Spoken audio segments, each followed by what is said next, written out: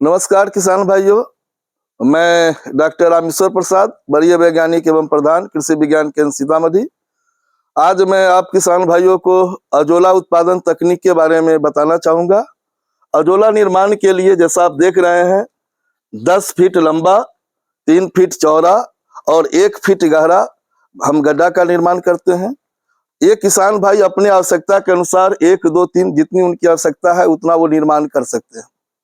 और इसके बाद इसकी तैयारी में क्या करते हैं, 25 किलो गोबर की खाद में 2.5 से 3 किलो शुद्ध जो उपजाऊ दोमट मिट्टी होती है उसको मिलाते हैं और पहले हल्का पानी भर के उसकी पडलिंग जिस तरह से हम कदवा करते हैं उस तरह उसको अच्छी तरह से मिला देते हैं। एक फीट इसकी गहराई है, इसमें 1 फीट तक हम पानी को मेंटेन रखते हैं और प्रति गड्ढा आधा किलो ये जो हमारा सवाल है, आधा किलो इसको हम प्रयोग करते हैं। और आप देखेंगे कि प्रयोग करने के बाद ये अजोला 15 से 20 दिन में लगभग 4 से 4.5 किलो अजोला एक टैंक से आपका उत्पादन हो जाएगा। अब किसान भाई इसके अनुसार अपने टैंक की संख्या को घटा बढ़ा सकते हैं। अजोला का प्रयोग हम अपने पशुओं के उत्पादक और उत्पादकता को बढ़ाने के लिए कर सकते हैं। पहला, दुधारू पशुओं में अगर इसका हम 1 kg पर डे अगर करते हैं तो उसके दूध उत्पादन को बढ़ाता है। हमारे छोटे पशु है उसमें अगर हम 250 से 300 ग्राम करते हैं तो वह उसके मांस उत्पादन, जैसे बकरी है, बकरी में मांस उत्पादन को बढ़ाता है। इसका प्रयोग हम अपने तालाब में भी मछली के उत्पादन में वृद्धि के लिए कर सकते हैं।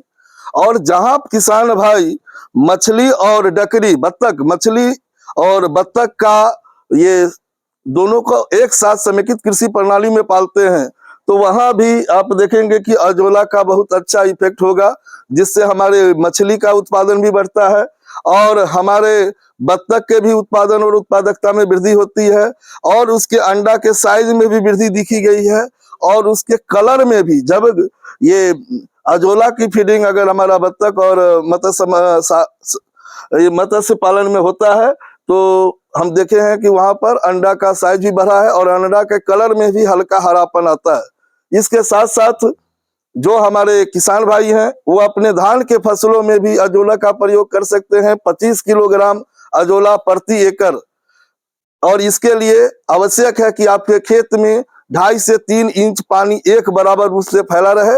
उस अवस्था में आप 25 किलो आप अजोला को लेकर के आप अपने खेतों में छींट दें और ये आपके 75% तक नाइट्रोजन की जो आवश्यकता है उसकी ये पूर्ति करता है। तो किसान प्राकृतिक रूप से धान के फसल को नाइट्रोजन दे सकते हैं और यूरिया की बचत होती है, किसान का कम लाभ अधिक होता है, खर्चे में कमी आती है। तो मैं किसान भाइयों, पशुपालकों को सलाह दूंगा एवं मत्स्य पालकों को सलाह दूंगा कि वो अपने मत्स्य पालन में, पशुपालन में और किसान भाई अपने खेती में अजोला का व्यवहार अवश्य करें। धन्यवाद।